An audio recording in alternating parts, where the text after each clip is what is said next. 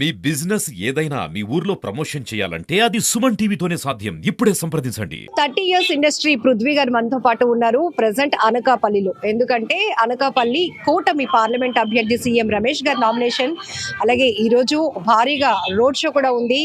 కేంద్ర రక్షణ మంత్రి రాజ్నాథ్ సింగ్ గారు కూడా రాబోతున్నారు. విజయీభవ పేరుతో జరగబోతున్న బహిరంగ సభ ఈ రోజైతే చాలా కీలకంగా ప్రతి చోట కూడా అనకాపల్లిలో కాషాయి జెండాలు రెపరెపలాడుతున్నాయని చెప్పొచ్చు. సో 30 ఇయర్స్ పృథ్వీ గారితో మాట్లాడదాం.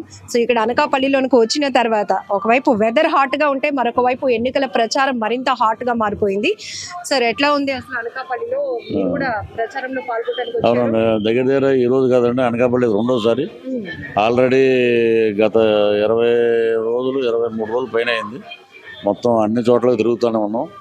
సో మరలా ఈరోజు సీఎం రమేష్ గారు నామినేషన్ ఇవ్వడానికి నేను మళ్ళీ ఇక్కడ నుంచి మళ్ళీ మా క్యాంపెయిన్ స్టార్ట్ అవుతుంది.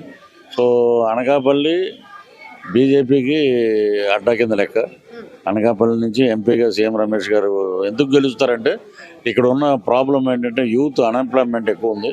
వాళ్ళు ఏంటంటే సీఎం రమేష్ గారు ఇండస్ట్రియలిస్ట్ కాబట్టి ఇక్కడ కేంద్ర ప్రభుత్వానికి సంబంధించినటువంటి చాలామంది పెద్దలు వారికి తెలుసు కాబట్టి, బీజేపీ కాబట్టి ఎడిదిరిగి సెంటర్లో వచ్చేది మోదీ గారి నాయకత్వంలో వచ్చే ప్రభుత్వమే కాబట్టి ఇక్కడ ఆయన గెలిపించుకుంటే మాకు బ్రహ్మాండమైన ఉపాధి అవకాశాలు ఉంటాయి. మా అనకాపల్లి అభివృద్ధి పదంలో ముందుకు తీసుకెళ్తుందని ఫస్ట్ ఎజెండా అదే. మీ మాటల్లోనే మా అనకాపల్లి అనే ఎజెండా కనపడుతోంది.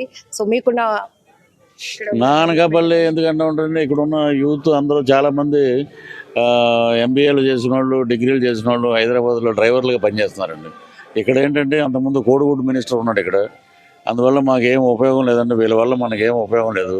అందరూ బయటికి వెళ్ళిపోయి మొత్తం అనకాపల్లి అని కాదు, ప్రతి నియోజకవర్గంలో చదువుకున్న వాళ్ళందరూ ఉపాధి అవకాశాలు లేక జాబ్ క్యాలెండర్స్ అన్నారు, ఏమీ లేవు.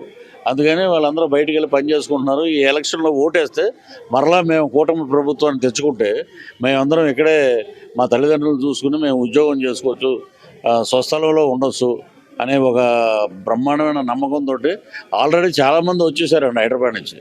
క్యాంపెయిన్లో పాల్గొంటున్నారు. ఓటు మటుకు బలంగా ఈసారి తీర్పు అద్భుతంగా ఉంటుంది. గతంలో చాలా ఎన్నికలు చూసాం, కానీ 2024 ఎన్నికల హీట్ ఎట్లా కనబడుతుందంటే సెలబ్రిటీలు కూడా ఎన్నికల ప్రచారంలో అభ్యర్థుల తరపున పోటీలో పాల్గొనే అటువంటి పరిస్థితులు ఎందుకు వస్తున్నాయి? ఒకవైపు ఒక పార్టీ జనమే మా స్టార్ క్యాంపెయినర్స్ అంటుంది, మరొక వైపు కూటమిలో చూస్తే సినిమా ఇండస్ట్రీ నుంచి రాజకీయ ప్రముఖులు అందరూ కూడా వాళ్ళ కోసం మద్దతుగా నిలుస్తూ ఉన్నారు. ఎందుకు ఇప్పుడు అంత ఇంపార్టెన్స్? జనమే మా స్టార్ క్యాంపెయినర్స్ అంటాం, అదే ఉత్త అబద్ధం. అది జనమే స్టార్ క్యాంపెయినర్స్ అయితే ఎలక్షన్ ఎందుకు? ఏకగ్రీవంగా వాళ్ళే ఎన్నుకునేవాళ్ళు, అది తప్పండి. అది ఇప్పుడు ఇక్కడ కూటమి ప్రభుత్వానికి సినిమాలో ఉన్న సెలబ్రిటీస్, పాలిటిక్స్లో ఉన్న సెలబ్రిటీస్ అందరూ ఎందుకు వస్తున్నారంటే ఎక్కువ మంది పార్టీలో ఉన్నవాళ్ళే. నేను పార్టీలో ఉన్నవాడిని, అలాగే చాలామంది ఉన్నారండి దీంట్లో. కొంతమంది ఇప్పుడు జబర్దస్త్ నుంచి హైపరాది గారు కానీ, గెటప్ శ్రీని గారు కానీ వీళ్ళు వస్తున్నారు. వాళ్ళ ఇదిలో పక్కాగా రాజకీయంగా సమస్యల మీద మాట్లాడుతూ నేను తిరుగుతున్నాను అనమాట. మాకు ఒకటే ఎజెండా ఏంటంటే మా 21 మంది అభ్యర్థులు 2 పార్లమెంటు జనసేనకి సంబంధించినవి అద్భుతంగా గెలుస్తారండి. ఇది మటుకు వారు వన్ సైడ్ మా ఏరియా మొత్తం అన్ని చోట్లకి వెళ్తున్నాం, అందరు అభ్యర్థులను కలుస్తున్నాం, జనసేన అభ్యర్థుల్ని. ఇక్కడ ఒక చిన్న పాయింట్ ఉందండి, 21 మంది జనసేన అభ్యర్థులు 144 మంది కూటమి అభ్యర్థులను గెలిపిస్తున్నాం, మేము సపోర్ట్ చేస్తున్నాం. మాకు వాళ్ళు 144 మంది ఎమ్మెల్యే అభ్యర్థులు మాకు సపోర్ట్ చేస్తుంటే 21 మంది జనసేన ఎమ్మెల్యే అభ్యర్థులు 144 మంది కూటమి అభ్యర్థులకి మేము బ్రహ్మాండంగా వారిని బలపరుస్తున్నాం. మేము కూడా ఇప్పుడు ఒక జనసేన అభ్యర్థిగా తిరగట్లేదు, మేము ఎక్కడైనా కూటమి అభ్యర్థి ఉంటే అక్కడ కూడా వెళ్తున్నాం. రేపు లోకేష్ గారి దగ్గరికి వెళ్తున్నాం. అలాగే టెక్కలు ఇస్తున్నామండి, బాగా బలపడింది, అన్నదమ్ముల్లాగా పనిచేస్తున్నారు తెలుగుదేశం, జనసేన, బీజేపీ. ఇక్కడ చూడండి, మరి బీజేపీ క్యాంప్ ఆఫీసు ఇక్కడ అందరూ తెలుగుదేశం మరి జనసేన అందరూ ఉన్నారు. ఇప్పుడు నా వైఫ్ వేరే మహిళ, తను పార్టీలో ఉంది. కూతురు లాంటి వరుస అమ్మాయి, ఈ అమ్మాయి కర్నూలులో జాయిన్ అయింది. వీళ్ళందరూ ఏంటంటే స్వచ్ఛందంగా వచ్చి పనిచేస్తున్నారండి. ఇప్పుడు నా సంగతి అంటే ఏదో పదవి కోసం పనిచేస్తున్నాడేమో అనుకుంటారు. మేము కూడా ఏంటంటే నాయకులు చంద్రబాబు నాయుడు గారు అడుగులో అడుగు, పవన్ కళ్యాణ్ గారు నడకలో అడుగు అడుగు, మోదీ గారి వారి యొక్క ఆశీస్సుల కోసం మేమందరం కలిసి పనిచేస్తున్నామండి. సినిమాలు వదిలిపెట్టేసి మేము ఎందుకు వచ్చామంటే ఓన్లీ ఒక మంచి ప్రభుత్వం రావాలి, రాక్షస రాజ్యం పోవాలి. వీరు సిద్ధం అంటున్నారు, ఓడిపోవటం సిద్ధం, మేము యుద్ధం అంటున్నాం, గెలవడానికి రెడీగా ఉన్నాం. అదండి. అధికార పక్షం నుంచి కూడా కొన్ని విమర్శలు మీ దృష్టికి తీసుకొస్తున్నాను. ఇప్పుడు ఈ సెలబ్రిటీలుగా ఎవరైతే ఈ ర్యాలీస్ లో కానీ ఎన్నికల ప్రచార క్యాంపెయిన్స్ లో పాల్గొంటున్నారో అంతా పెయిడ్ అని అంటున్నారు. సో దీని మీద మీరు అంటున్నారు మేమంతా అన్నదమ్ముళ్లాగా ఒక పార్టీలో ఉన్నప్పటికీ కూడా కూటమితో వెళ్తున్న 3 పార్టీల కోసం పనిచేస్తున్నాం, బలంగా అందరినీ గెలిపించుకోవడమే మా అజెండా అంటున్నారు. క్లారిటీ ఏమైనా ఇస్తారా? ఇప్పుడు వాళ్ళు ఫెయిలర్ అంటారు. మేము ఒక యాడ్ చేసాం, ల్యాండ్ సీలింగ్ యాక్ట్ అని. ఇప్పుడు ఈ రోజున వరల్డ్లో ఏదైనా వైరల్ అయ్యిందంటే సెకండ్ ప్లేస్ ఉంది మా పార్టీ చేసిన యాడ్. ప్రజల్లో ఉంది ల్యాండ్ సీలింగ్ యాక్ట్. ఇంత క్లియర్గా, క్రిస్టల్ క్లియర్గా, బ్రహ్మాండంగా పృథ్వీ గారు చెప్పారు అని చెప్పి మనం ల్యాండ్ ఎవరైనా ఒక 10 ఎకరాలు, సపోజ్ 10 ఎకరాలు మీరు కొన్నా, మీకేంటంటే ఒరిజినల్స్ ఎవరంటే జెరాక్స్ పేపర్ ఇస్తారంటే అదే మీ దగ్గర అది నిరూపించుకోవాలి. తర్వాత ఇది నాదేనయ్యా అని అంటే కోర్టులకు వెళ్ళి నిరూపించుకోవాలి. కోర్టులు ఎవరయ్యా అంటే మేము దాన్ని పెట్టాం. కోర్టులు లేవు, అధికారులు ఎవరు మా వాళ్ళు మేము చెప్పినట్టే చేస్తారు. కాబట్టి చెమటలు పట్టినట్టున్నాయి కానీ అడుగుతా నేను, అవన్నీ ఇంప్లిమెంట్ చేసి పెట్టామాట. జనాలు ఈ రోజున బ్రహ్మాండమైన స్పందన దానికి. ఫ్యాన్ వేయమంటావా నారాయణ అని అంటే 5 ఏళ్ళ నుంచి ఫ్యాన్ వేస్తున్నారు కదండి, ఇంక వద్దులేండి అని అన్నారు. అంటే ఇది యాడ్లో యాక్ట్ చేసిన యాక్టర్ చెప్పిన మాట కదండి. ప్రజలు ఆంధ్ర రాష్ట్రం మొత్తం ముక్త కంఠంతో ఈ రోజున కూటమి వైపు పరిగెడుతున్నారండి. 75 ఏళ్ల వయసులో చంద్రబాబు నాయుడు గారు రెట్టించిన ఉత్సాహంతో, ప్రజలు ఇచ్చిన స్ఫూర్తితోటి బ్రహ్మాండంగా ముందుకు సాగిపోతున్నాడు. అనకాపల్లి కూటమి అభ్యర్థిగా పార్లమెంటు స్థానంలో పోటీ చేయడానికి ఎవరో కడప నుంచి వచ్చిన వ్యక్తికి అనకాపల్లిలో ఏం తెలుస్తోంది, ఇక్కడ స్థానిక బలం అనే నినాదాన్ని ఇక్కడ నమ్ముతారు. బట్ ఇప్పుడు చాలా నామినేషన్ వరకు వచ్చేసింది. సో ఇట్లా ప్రజలు ఏం నమ్ముతున్నారు? అనకాపల్లి ప్రజలు అనకాపల్లి నుంచి వచ్చి సీఎం రమేష్ గారు కడప అన్నారు. మరి వైఎస్ విజయమ్మ గారు వైజాగ్ తీసుకొచ్చారు, ఆమె స్థానికురాలా చెప్పండి? అది అక్కడి నుంచి తీసుకొచ్చారు కడప రెడ్డమ్మ, ఆవిడ చెప్పండి.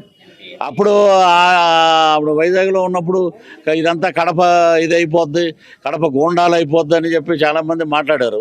మరి ఆవేంటంటే అప్పుడు ఇక్కడ మీరు సీఎం రమేష్ గారు కడప అంటే వైఎస్ విజయమ్మ గారు గోదావరి కాదు కదా. ఇలాంటివి అసలు ప్రజలు నమ్మట్లేదండి. విభజించి పాలించి చేసే రాజకీయాలు బ్రిటిష్ వాళ్ళని తరిమి కొట్టి మనం స్వాతంత్రం తెచ్చుకున్నాం. వీళ్ళు ఏదో మాట్లాడినంత మాత్రాన ఏమీ జరగదు. కడప నుంచి వచ్చిన సీఎం రమేష్ గారు నివాస స్థలం అనకాపల్లి.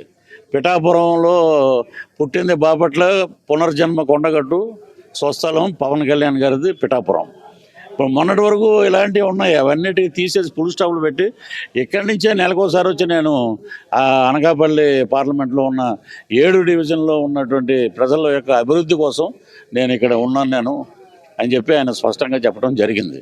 ఇప్పుడు ఏంటంటే ఇప్పుడు అనకాపల్లి కూడా రేపు పొద్దునే ఉంటారు. అనకాపల్లి బెల్లానికి ప్రసిద్ధి.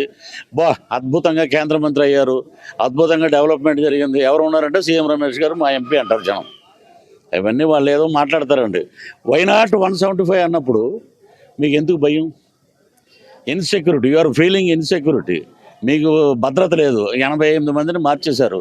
అది ఎవడో గెలుస్తాడో లేదో ఏంటో ఎవరికీ తెలియదు. వైనాట్ 175, వై 36 నేను చెప్తున్నాను. 136 అసెంబ్లీ స్థానాలు కూటమి అభ్యర్థులు, 21 పార్లమెంటు గంటాపదంగా గెలుచుకుంటారండి. ఇది తథ్యం. సీఎం రమేష్ గారు అనకాపల్లి అభివృద్ధి కోసం బ్రహ్మాండంగా పాటు చేస్తారు. ఇక్కడ ఆయన బీజేపీతో అత్యధిక మెజార్టీతో గెలిచి ఒకటే మీకు నిదానం చెప్తా. కొనతాల రామకృష్ణ గారు బ్రహ్మాండమైన వ్యక్తి.